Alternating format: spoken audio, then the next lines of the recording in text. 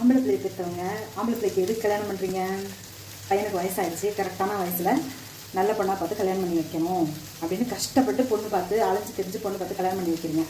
அந்த நம்ம பெற்ற பிள்ளையும் அவன் பொண்டாட்டியோட சீரும் சிறப்புமா பிள்ளை குட்டி பேரம் பேத்தின்னு வாழையடி வாழையாக சந்தோஷமாக வாழணும், நம்ம குடும்பத்தை அழைக்கணும் அப்படின்னு சொல்லி தான் கல்யாணம் பண்ணி வைக்கிறீங்க எல்லாரும். அதே மாதிரி நீங்கள் ஃபஸ்ட்டு மைண்ட் செட் பண்ணிக்கோங்க. பையனுக்கு கல்யாணம் ஆகி பொண்டாட்டின்னு ஒருத்தி வந்துட்டா நீங்கள் செய்கிறதெல்லாம், அதாவது அம்மாக்காரங்க செய்கிறதெல்லாம் பொண்டாட்டிக்காரி தான் செய்வா.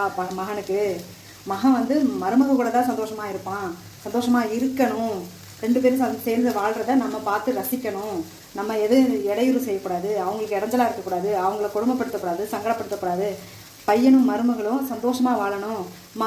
மருமக வந்து மருமக கிடையாது, தன்னோட மக அப்படின்னு நினச்சி மைண்ட் செட் பண்ணிக்கோங்க. சந்தோஷமாக வாழணும், வாழ வைக்கணும் அப்படின்னு மைண்ட் செட் பண்ணிக்கோங்க. அதை விட்டுவிட்டு சும்மா வார்த்தைக்கு மட்டும் என் மருமக இல்லை என் மக மாதிரி